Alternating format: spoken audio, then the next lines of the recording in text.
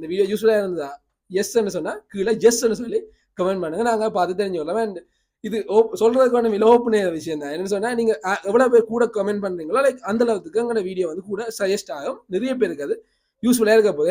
உங்களோட ஃப்ரெண்ட்ஸுக்கு எல்லாம் ஷேர் பண்ணுங்க. ஐ மீன் எல்லாருக்கும் ஷேர் பண்ணக்கூடாது, அதுதான் முக்கியமான விஷயமே. இப்போ நீங்க வீடியோ பார்த்து வந்திருக்கிறீங்கன்னு சொன்னா நீங்க ஒரு ப்ரொடக்டிவான ஆக்கள். ஏன் நீங்க வந்து இம்ப்ரூவ் ஆகணும், லைஃபுக்கு முன்னுக்கு வரணும்லாம் யோசிக்கிறீங்க.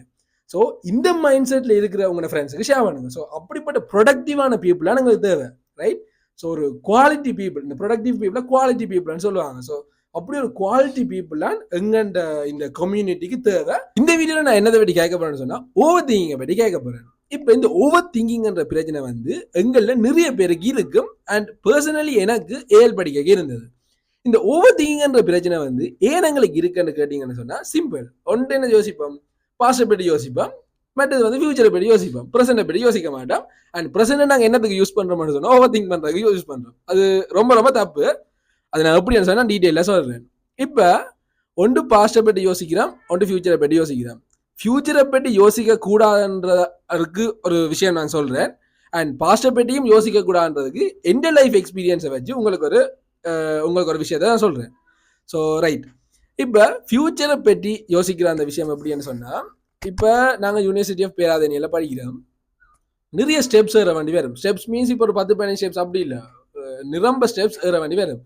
இப்போ அவ்வளோ ஸ்டெப்ஸ் இருக்கேங்க நாங்கள் படிங்கலாம் சேர்ந்து அனுப்புவோம். இப்போ இவங்க என்ன சொல்லுவாங்கன்னு சொன்னால், டே மேலே பார்த்துடாதீங்கடா என்று சொல்லுவாங்க, ரைட்? மேலே பார்க்காம இருங்கடாண்டு. அது எவ்வளவு ப்ராக்டிக்கலாக அது ஒர்க் அவுட் ஆகுதுன்னு சொன்னால், மேலே பார்க்காம நாங்கள் அப்படியே ரீட்டுக்கு போயிட்டோம்னு சொன்னால் போய் டக்குன்னு போய் சேர்ந்துருவோம், ரைட்? போய் சேர்ந்துருவோம், ஒரு கலைப்புமே எங்களுக்கு தெரியா.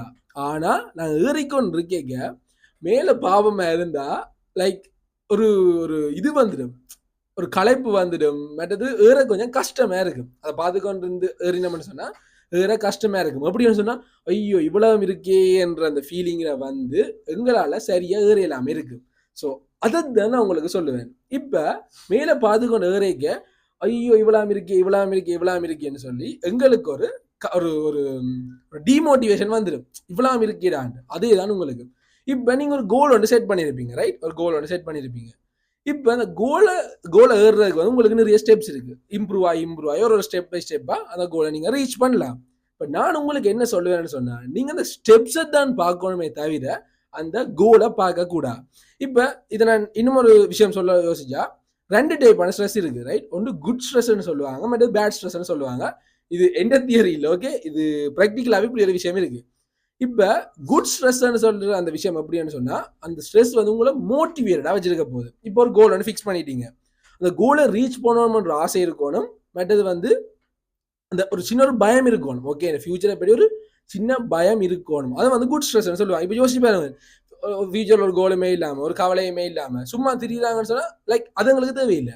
எங்களுக்கு வந்து ஒரு கோல் இருக்கு, அதை அடையணும்னு சொல்லி ஒரு சின்ன பயம் இருக்கணும், அது குட் ஸ்ட்ரெஸ். அந்த விஷயம் வந்து நல்லது. ஒரு கோல் ஃபிக்ஸ் பண்ணிட்டீங்க தானே, இந்த கோலை ரீச் பண்ணணும்னு சொல்லி உங்களுக்கு ஒரு பயம் இருக்கு, ரைட்? அது இருக்கணும். இப்போ நான் உங்களுக்கு என்ன சொல்றேன்னு சொன்னா, இப்போ நீங்க ஒரு கோல் வந்து ஃபிக்ஸ் பண்ணிட்டீங்க. ஃபிக்ஸ் பண்ணிட்டு லைக் அந்த கோலுக்கு கிட்ட நீங்க போறதுக்கு வந்து நீங்க உங்களோட முயற்சி எடுக்கணும். லைக் ஒவ்வொரு ஸ்டெப்பா நீங்க ஏறிக்கொண்டு போகணும். பட் நான் என்ன சொல்றேன்னு சொன்னா, ஏறிக்க உங்களோட கோலை பார்க்காங்க. ஏன்னா பாக்கிக்க இப்போ இங்க ரெண்டு பாக்கிக்க அந்த கோல் வந்து ரொம்ப பெருசா தெரியும். ஐயோ இவ்வளவு இருக்கு இப்போ இவ்வளவு படிக்க கிடக்கு அப்படி என்ன மாதிரி போயிடும். பட் நீங்க கோல் ஃபிக்ஸ் பண்ணிட்டீங்க, ஒவ்வொரு நாளும் ஒரு ஸ்டெப்பாக ஏறிக்கொண்டு போங்க, கட்டாயம் வந்து ஒரு சக்சஸை ரீச் பண்ணிடலாம். இதுதான் அந்த ஃபியூச்சரை பற்றி யோசிக்கிறாங்களுக்கு நான் சொல்ல வர விஷயம். இப்போ பாஸ்டை பற்றி கைக்க போனா லைக் என் லைஃப் எக்ஸ்பீரியன்ஸை சொல்றேன்னு சொன்னேன். இப்போ என்ன பற்றி நிறைய பேருக்கு தெரியாம இருக்கும். இப்போ லைக் அப்பா அம்மா நான் தங்கச்சி தம்பின்னு சொல்லி 5 பேர் இருக்கிறோம். அப்பா வந்து இட்டாலியில இருக்கிறார். இட்டாலியில கிட்டத்தட்ட ஒரு 15 இயர்ஸ் அங்கே ஒர்க் பண்றார். லைக் ஒவ்வொரு வருஷமா வந்து போறார். இப்போ அப்பா நினைச்சிருந்தா எங்களை 10 இயர்ஸுக்கு முன்னாலேயே எடுத்துருக்கலாம் இட்டாலிக்கு. பட் அதை விரும்பல அந்த டைம். என்னன்னு சொன்னா லைக் அங்க படிப்பு அவ்வளோத்துக்கு நல்லதில்லை. ஐ மீன் அவங்கள்ட்ட சிட்டிசன்ஸுக்கு மட்டும் அங்கே ஒர்க் கொடுப்பாங்க, வெளியிலேருந்து வராங்க பெருசாக ஒர்க் தர மாட்டாங்க. அந்த மாதிரி ஒரு விஷயங்களால எங்களை வந்து அங்கே எடுக்க விரும்பல. பட் பிறகு லேட்டர் ஒன்று என்ன நடந்துட்டேன்னு சொன்னால், இப்போ நான் ஃபர்ஸ்ட் எல்லாம் எழுதிட்டு இருக்கிற டைம், இப்போ அது நிறைய பேருக்கு தெரிஞ்சிருக்கு. ஃபர்ஸ்ட் எனக்கு 3 years வந்தது, செகண்ட் 2AB ரிசர்ச் எடுத்தினார் பயாலஜிக்கல் சயின்ஸ் ஸ்ட்ரீமில்.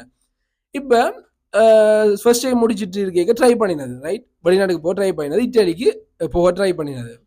ட்ரை பண்ணி என்ன நடந்துட்டுன்னு சொன்னால், லைக் இட்டாலி எம்பசி வந்து கொஞ்சம் பேங்க் ரெஸ்ட்ரிக்ட், ஓகேவா? இது ஒரு ஜென்ரல் நாலேஜ் மாதிரி தெரிஞ்சுக்கொள்ளுங்க. இப்போ இட்டலி வந்து அவ்வளவு நல்ல நாடு இல்லை, பட் பயங்கர ஸ்ட்ரிக்ட் அவங்களோட விஷயத்துல. அந்த டாக்குமெண்ட்ல ஒரு சின்ன பிழை இருந்ததால வந்து ரிஜெக்ட் ஆயிட்டு, ரைட்?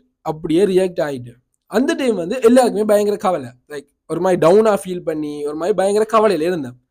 பட் அப்பா வந்து எப்படின்னு சொன்னா ஒரு take it easy character, okay சரி விடுங்க பார்த்துக்கொள்ளலாம், எல்லாமே நல்லதுக்கு தான் அந்த மாதிரி அப்படி யோசிச்சுட்டு விட்டுட்டார். பட் ஒரு 1.5 year கழிச்சு அப்பா இங்க வந்து நீங்க என்ன சொன்னவர்னு சொன்னா, அந்த விசா ரிஜெக்ட் ஆனது வந்து எவ்வளவு நல்லது தெரியுமான்னு சொல்லி கேட்டுட்டு என்ன சொன்னவர்னு சொன்னா, அந்த டைம் விசா சரி வந்து நாங்கெல்லாம் அங்க வந்திருப்போம்னு சொன்னா, லைக் நான் வந்து லேபர் வேலைலாம் பார்த்துருக்கணும், அங்க நல்ல வேலை செஞ்சிருக்கீங்களா. பட் அந்த விசா ரிஜெக்ட் ஆகினதால நான் செகண்ட் சி வடிவா எழுதி 2AB ரிசல்ட்ஸ் எடுத்து இப்போ நான் யூனிவர்சிட்டியில் படிச்சு கொண்டிருக்கிறேன். இப்போ நான் இந்த பேச்சுலர்ஸ் டிகிரி முடிச்சுட்டு எந்த நாட்டுக்கு போனாலும், கனடாவுக்கு போனா சரி, யூகே போனா சரி, ஆஸ்திரேலியா போனா சரி, எங்க போனாலும் நான் வந்து ஒரு ப்ரொஃபஷனலா ஒர்க் பண்ணலாம், நான் ஒரு லேபரா ஒர்க் பண்ண தேவையில்லை. I can be a professional in any countries. So இதுதான் வந்து ஒரு உண்மை. இப்ப இப்படி யோசிச்சு பார்க்க அந்த விசா ரிஜெக்ட் ஆனது எவ்வளவு நல்லதுன்னு சொல்லி தோணுது, ரைட்? அது அந்த விசா ரிஜெக்ட் ஆன நல்லதுன்னு தோணுது. பட் அந்த டைம் என்னன்னு ஃபீல் பண்ணியிருப்போம், சரி போயிட்டே இப்படி ஆயிட்டேன்னு சொல்லி. அந்த டைம் நான் ஓவர் திங்க் பண்ணி படிக்காம விட்டு இருந்தா என்ன நடந்திருக்கும்? லைஃப் ஸ்பாயில் ஆயிருக்கும். படிக்காம விட்டு இருந்தா ஓகே இப்படி நடந்துட்டே பாஸ்ட்டை பற்றி யோசிச்சு கொண்டு இருந்திருந்தா என்னால வந்து இப்படி ஒரு சக்சஸை பார்த்துருக்கீங்களா? ஸோ அதெல்லாம் நான் சொல்றேன், ஒரு விஷயம் நடந்துட்டா ரைட், அது உங்களுக்கு கவலையை தருதுன்னு சொல்லிட்டு அதை பற்றியே யோசிச்சு ஓவர் திங்க் பண்ணி கொண்டு இருக்காங்க. நான் ஷார்ப்பாக 2 விஷயம் சொல்றேன், ஓகே? உங்களுக்கு இப்போ ஒரு கவலையை தார விஷயம், இப்போ உங்களுக்கு ஒரு கவலை தார விஷயம் ஒரு 2-3 வருஷம் கழிச்சு நீங்க பாக்கீங்க, அது நடந்தது நல்லதுன்ற மாதிரி உங்களுக்கு தோணும், ஓகே? அது நடந்தது நல்லதுன்ற மாதிரி ஒரு விஷயம் தோணும். அப்படி நல்லதுன்னு தோணாட்டி கூட இதுக்காடா கவலைப்பட்டாங்கன்ற அளவுக்கு ஒரு விஷயம் தோணும். இதெல்லாம் ஒரு விஷயமாடா, இதுக்காக நான் கவலைப்பட்டு கொண்டதுன்ற அளவுக்கு உங்களுக்கு தோணும். இல்லாட்டி வந்து ஓகே விஷயம் நடந்தது நல்லதுன்னு சொல்லி உங்களுக்கு தோணும். ஸோ இதுதான் நான் உங்களுக்கு சொல்லிக்கொள்ள விரும்புறேன். ஃபியூச்சரை பற்றி யோசிச்சிங்கன்னு சொன்னா கோல் ஒன்று செட் பண்ணிட்டீங்க, ஒரு சின்ன பயம் இருக்கணும், கட்டாயம் இருக்கணும், இல்லாட்டி பிறகு லைஃப் ஒரு பயம் இருக்கணும், ஒரு ஸ்ட்ரெஸ் இருக்கணும். குட் ஸ்ட்ரெஸ், அதுக்கு பேர் தான் குட் ஸ்ட்ரெஸ். ஏன்னா உங்களை மோட்டிவேட்டா வச்சிருக்கு அந்த போகணும் அந்த கோலுக்கு போகணும்னு சொல்லி. கோலை செட் பண்ணிட்டீங்க, கோலை பார்த்து கொண்டே இருந்தீங்கன்னா என்ன நடக்கும்? ஐயோ இவ்வளவு இருக்கு, இவ்வளவு படிக்க கிடைக்கும், இவ்வளவு செய்ய கிடைக்குன்னு சொல்லி லைக் பயங்கர ஒரு டிமோட்டிவேட் ஆயிடுவீங்க, ஒரு சோர்வு வந்துடும். அதுக்கு பதிலா கோல் ஃபிக்ஸ் பண்ணிட்டீங்க, ஸ்டெப்ஸ் கவனிங்க, ரைட்? ஒவ்வொரு ஸ்டெப்பா வச்சு கொண்டு போங்க. ஒரு ஸ்டெப் தான் வரணும் இல்லை, 10 ஸ்டெப்பா வச்சு கொண்டு போகலாம். அது உங்களோட கையில இருக்கு எவ்வளவு ஃபாஸ்டா போறீங்கன்னு. பட் கோலை பார்க்காம இவ்வளவு இருக்கேன்ற அந்த விஷயத்தை பார்க்காம போய்கொண்டே இருங்க. கண்டிப்பா வந்து you will reach success, right?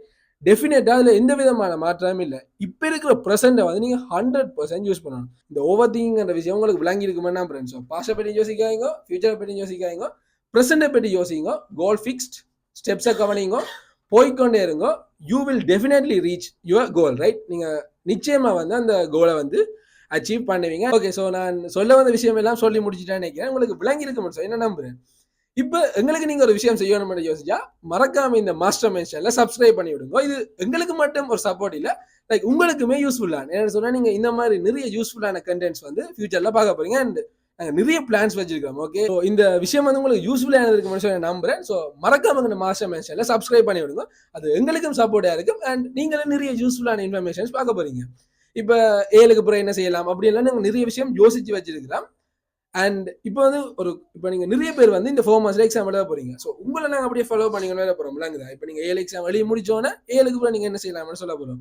இப்போ கோர்ஸ் செலக்ட் பண்ண வேண்டிய ஒரு சிச்சுவேஷன் வரைக்கும் எப்படி ஒரு கோர்ஸ் செலக்ட் பண்ணலாம்னு சொல்ல போறோம். ஸோ அப்படியே ஃபாலோ பண்ணி ஒரு நிறைய விஷயம் நாங்கள் பிளான் பண்ணி வச்சிருக்கோம். அண்ட் கண்டிப்பா உங்களுக்கு அது ரொம்ப யூஸ்ஃபுல்லா இருக்கும். இந்த வீடியோ எப்படி இருந்ததுன்னு சொல்லி மறக்காம கீழே கமெண்ட் பண்ணுங்க. லைக் உங்களோட ஃபீட்பேக் வந்து எங்களுக்கு ரொம்ப முக்கியம். ஓகே, என்ன இப்போ ஸ்டார்ட் பண்றோம்.